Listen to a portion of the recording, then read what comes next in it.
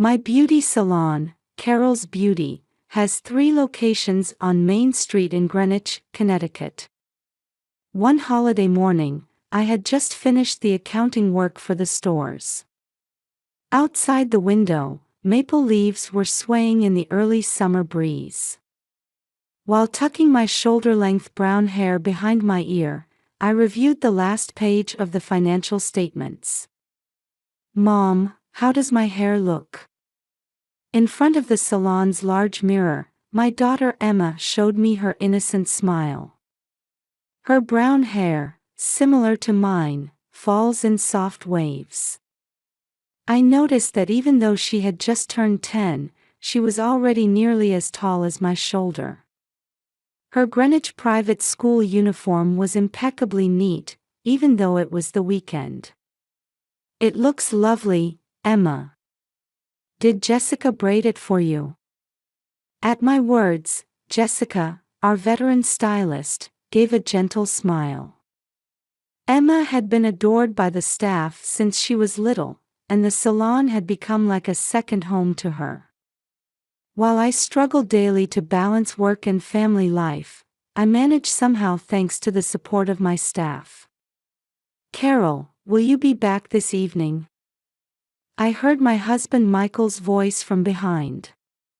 Behind his black-rimmed glasses, his eyes carried their usual meticulousness. He'd recently received a promotion at his investment advisory firm and seemed busier than ever.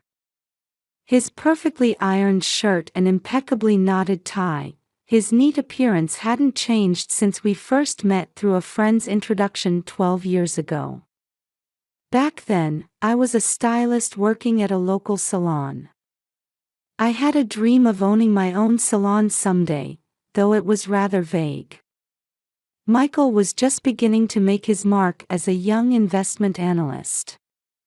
Attracted by his sincere character and clear vision for the future, I decided to marry him after just a year of dating. However, that decision also marked the beginning of a complicated relationship with my mother-in-law, Barbara. Barbara Smith was a former high school teacher. Raised in a wealthy family, she always wore high-end brands with her gray short hair. While she maintained the facade of a well-educated, sensible person, her interference in our married life often crossed boundaries.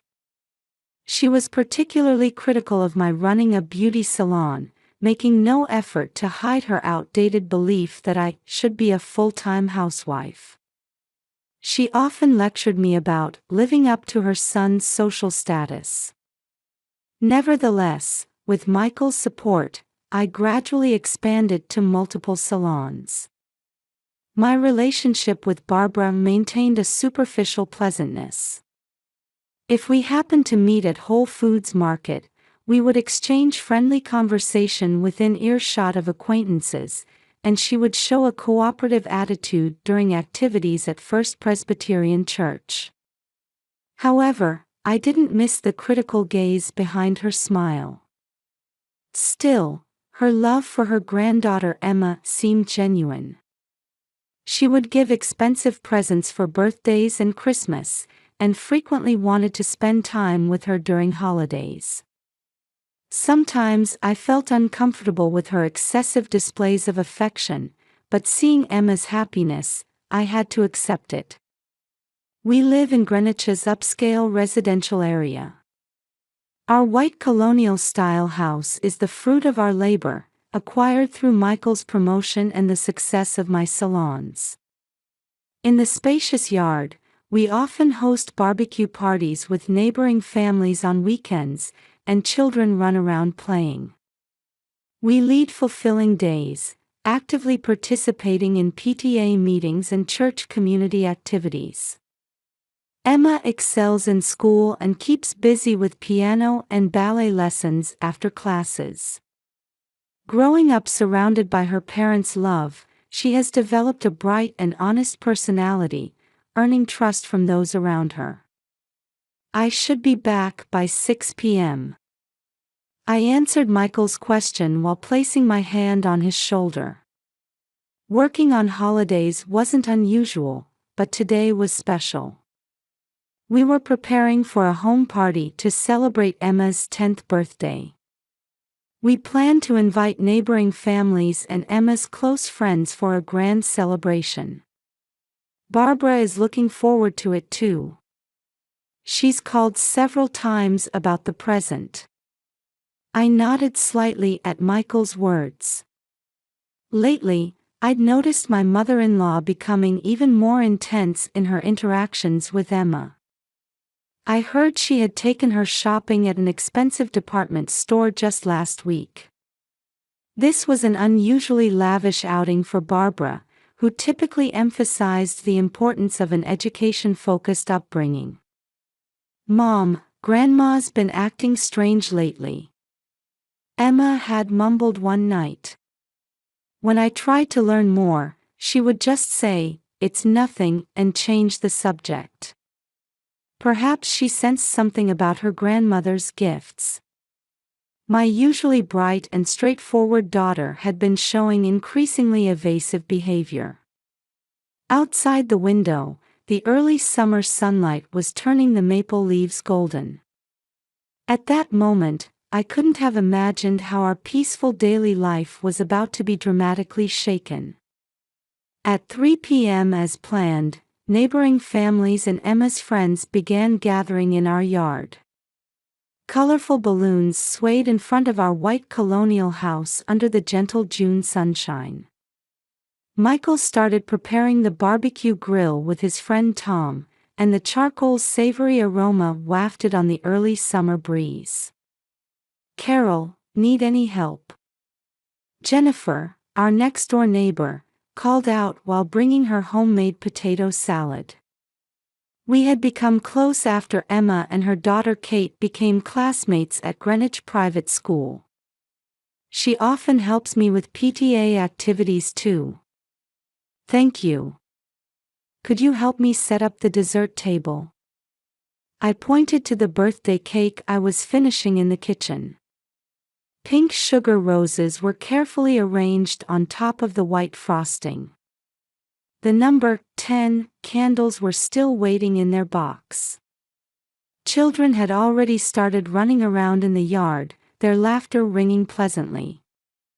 Emma was playing on the swing with her best friends Kate and Sarah, wearing a light blue dress. The hairstyle Jessica had done for her that morning swayed with each bounce. "Everyone, hungry? The burgers are ready." At Michael's call, the children rushed to the barbecue corner at once. Like a typical weekend father, he had changed from his usual meticulous suit into a casual polo shirt. Yet his eyes behind the black-rimmed glasses still held their usual seriousness. "Oh, sorry I'm late." Barbara arrived at that moment. Her gray short hair was perfectly styled, and her Chanel dress embodied the dignity of a former teacher. She was carrying a shopping bag from a luxury brand. "Grandma." As Emma ran over, Barbara beamed with a broad smile. Her love for her granddaughter at least seemed genuine. However, remembering her recent behavior, a small worry spread in my chest. By 5 p.m., the party was in full swing. The garden tables were laden with dishes brought by neighboring families, and the adults were enjoying pleasant conversation. The children were running around, chasing balloons and playing hide-and-seek. "Time for cake." At my voice, everyone gathered around the main table. The 10 candles were lit, and "Happy Birthday to You" echoed through the garden. Emma's eyes sparkled in the candlelight. "Emma, congratulations.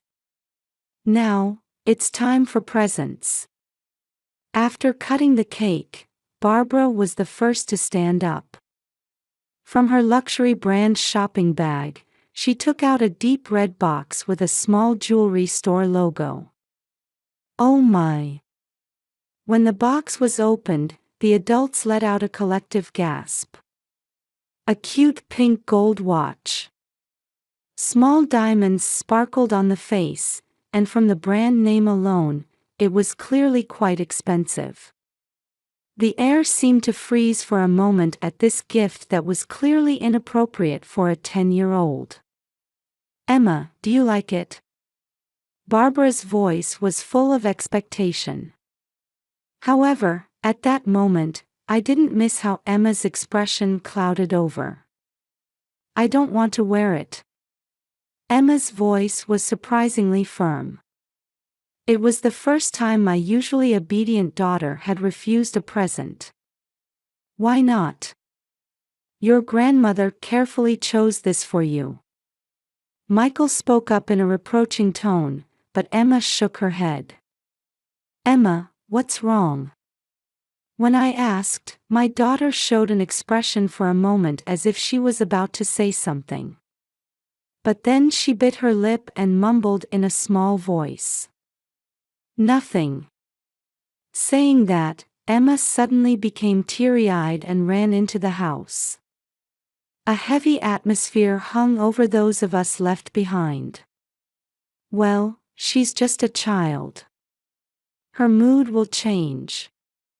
I felt something off about Barbara's unexpectedly calm attitude. Rather, she seemed almost as if she had anticipated this reaction. Michael, wearing a confused expression, said, "I'll go talk to her," and headed into the house. I stood frozen, staring in the direction Emma had disappeared. Why would my daughter, who usually tells me everything, act this way today of all days? And what was the meaning behind those cryptic words? I could feel the worry in my chest gradually growing larger. Several days passed after the birthday party, but Emma never once tried to wear the watch from Barbara. The gift box remained untouched in the corner of her room. Every morning during her preparations for school, Emma would just glance at the box but never approach it. "Emma, why won't you wear such a lovely watch?" On Saturday evening, I sat on my daughter's bed and gently asked. Emma stopped her pencil in the middle of her math homework and showed an anxious expression. The soft evening light streaming through the window gently illuminated her brown hair. "You'll understand if you wear it." I caught my breath at those words. They had a somewhat urgent tone, different from her usual bright voice. She wouldn't say anything more and turned back to her homework. On her desk lay textbooks with the Greenwich private school crest. That night, I couldn't sleep. Next to me, Michael was breathing steadily. His sleeping face without his black-rimmed glasses held the same gentleness as when we met 12 years ago. Yet somehow tonight, I felt I could see an unfamiliar shadow in that sleeping face. The clock had passed midnight, and the house was completely silent. Outside the window, soft moonlight filtered in. The shadows of trees created eerie patterns on the curtains. From upstairs, I could faintly hear Emma's breathing. I quietly slipped out of bed and put on my slippers to head downstairs. Carefully stepping one by one down the old stairs to avoid creaking, I made my way down. On the kitchen table lay several photos from Emma's birthday party, scattered where I had left off organizing the album yesterday. Among them, I noticed a photo of Barbara giving Emma the watch. Emma's clouded expression was clearly visible even in the photograph.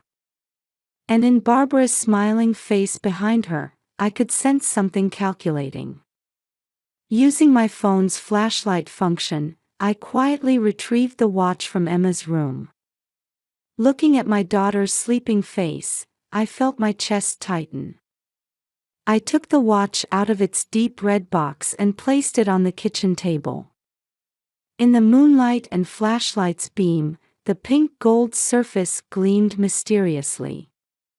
When I picked it up, it certainly had the weight of a luxury item.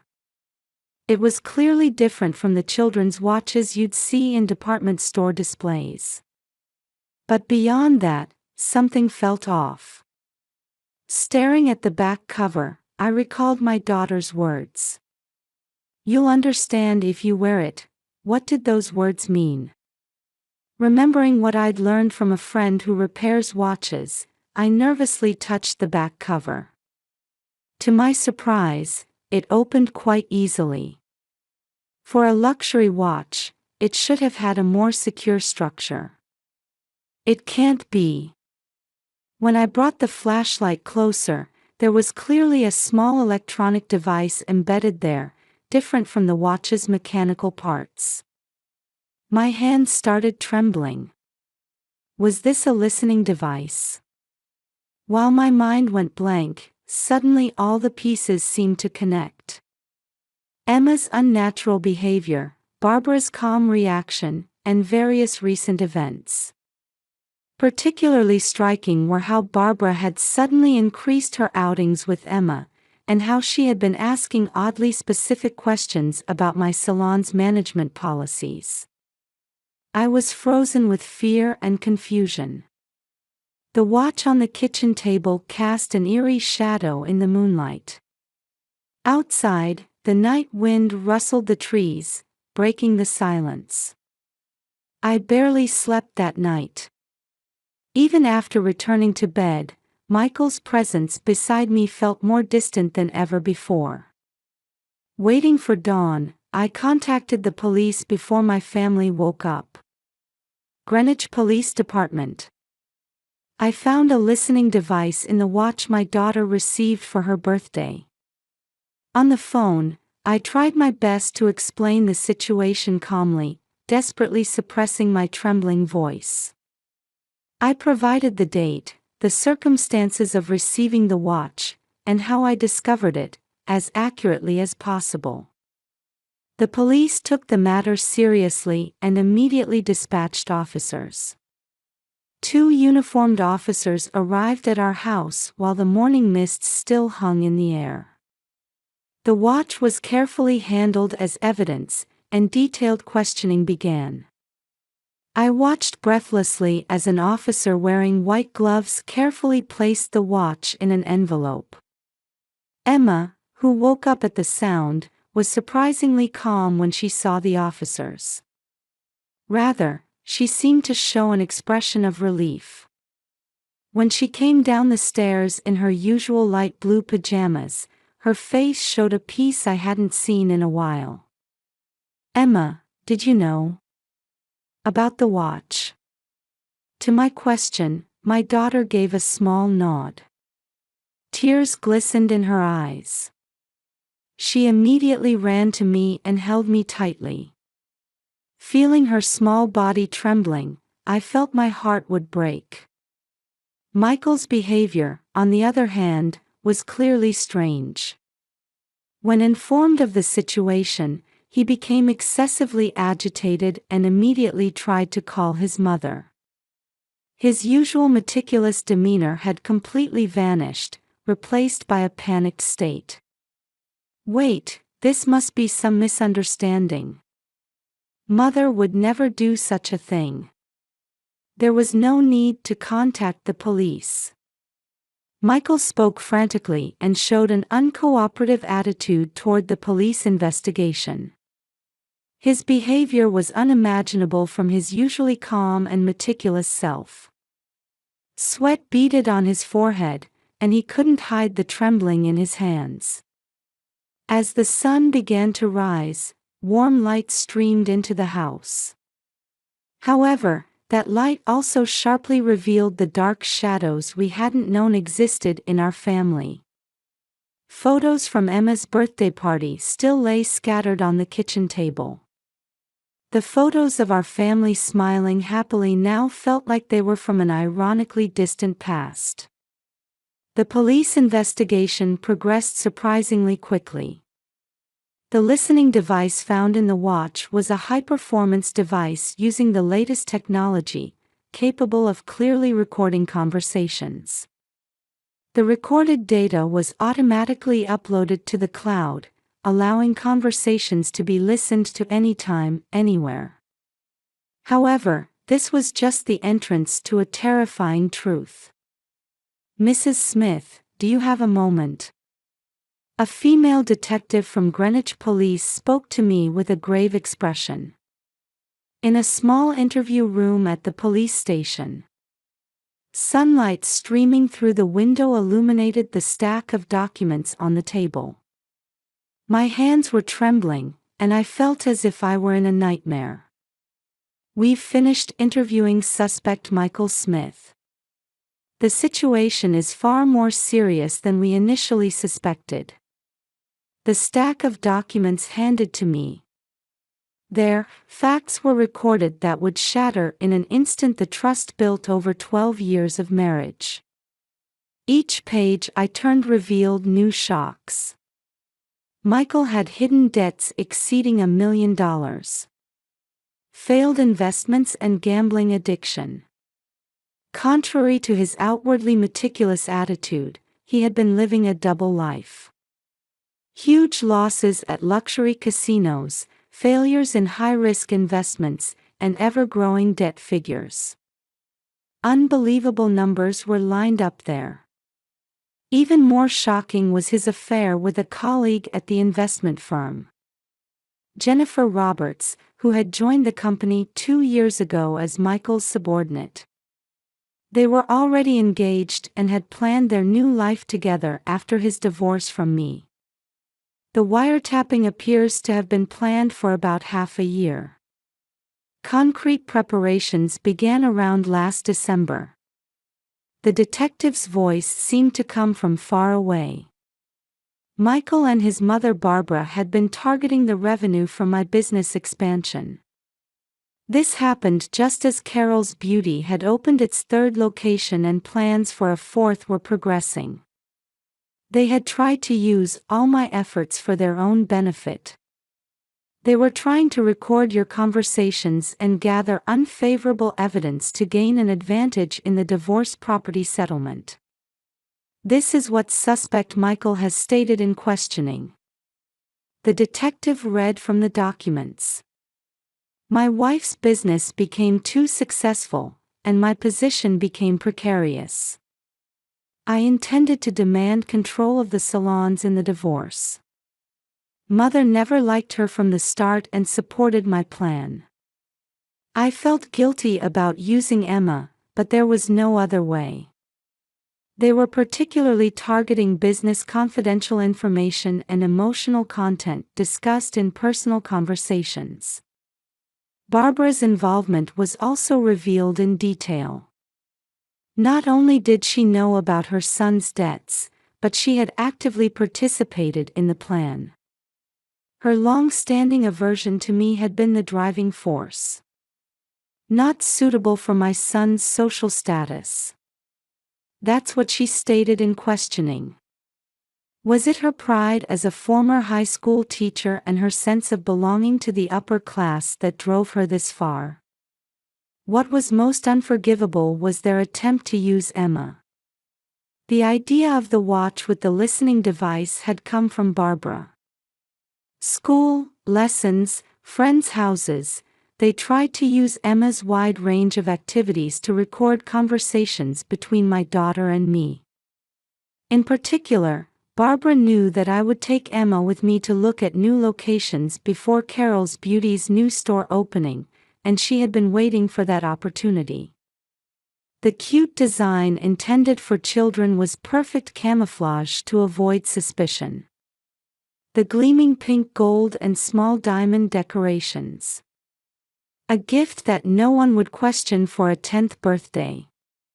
Thinking about the malice hidden behind it, I couldn't stop trembling. Children are innocent. Emma's courageous action led to solving this case. I nodded deeply at the detective's words. Perhaps Emma had instinctively sensed the scheme behind her grandmother's abnormal affection. Her refusal of that watch must have been pure childlike intuition. Events unfolded rapidly. Michael was arrested for installing the listening device. Just before the police took him away, Michael turned to me and shouted, "Carol, please. This was all for you. Your business was doing too well, I just. His words made me feel nauseous. His appearance in police handcuffs was no longer that of the husband I knew. He was immediately fired from the investment firm, losing his position and reputation in an instant. Debt collectors descended like an avalanche once his loans became public. His mistress cut off all contact as soon as he was arrested. Barbara was also arrested as an accomplice. As she left the interrogation room, she stared at me and spitefully declared, "Someone of your status should never have married my son. A mere hairdresser."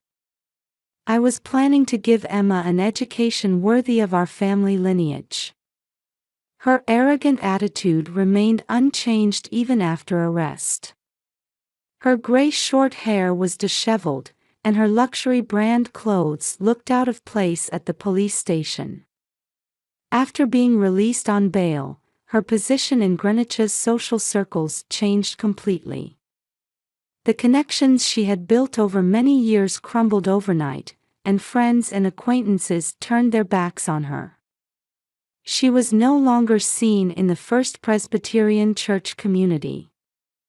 Ironically, her twisted obsession with her son resulted in significantly depleting her own retirement assets. That night, Emma and I sat together on the living room sofa. Outside the window, the twilight sky was turning purple. My daughter's small hand tightly gripped mine. That warmth was my greatest comfort now. "Mom, we'll be okay." Emma's eyes held a strong light of determination. "Yes, things might be difficult from now on. But as long as we have this mother-daughter bond." I held my daughter tightly. Warm tears rolled down my cheeks. "Mom, let's bake cookies together again in our new house. Can I invite Kate too?" I couldn't help but smile at Emma's words. "Yes. This isn't an ending, but a new beginning." The next day, I met with a lawyer and immediately began preparing for divorce proceedings. Joseph Morgan is one of Greenwich's top specialists in his field. Naturally, I would retain custody of Emma. Since the evidence was clear-cut, he said we could proceed advantageously.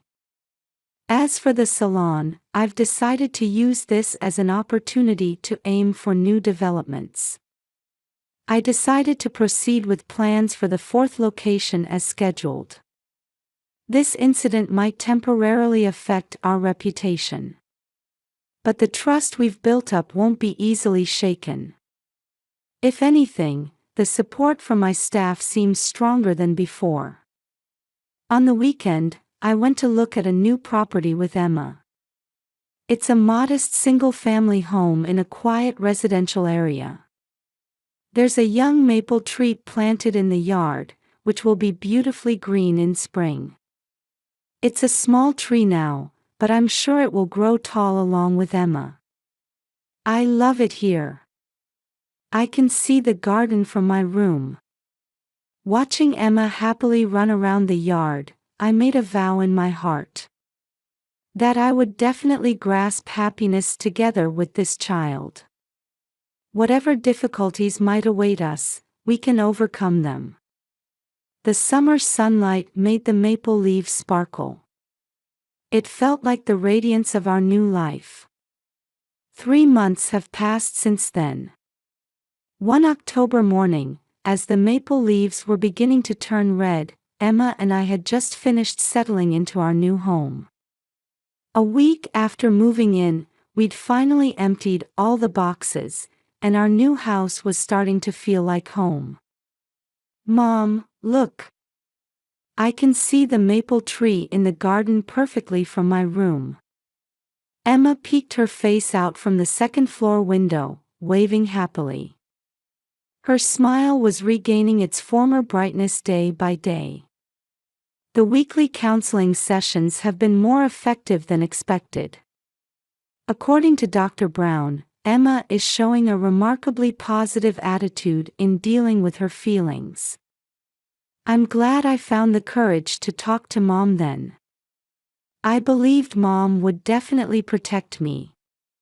When I heard she said this during counseling, I felt tears welling up. The divorce proceedings proceeded smoothly, with me securing custody of Emma. The property division was also settled in my favor due to the discovery of serious illegal wiretapping.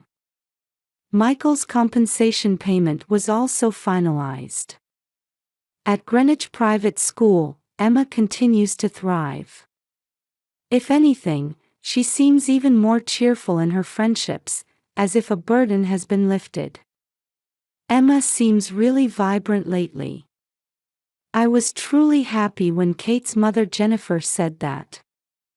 I've become even more actively involved in PTA activities than before. I'm experiencing the comfort of relationships without secrets or hidden agendas.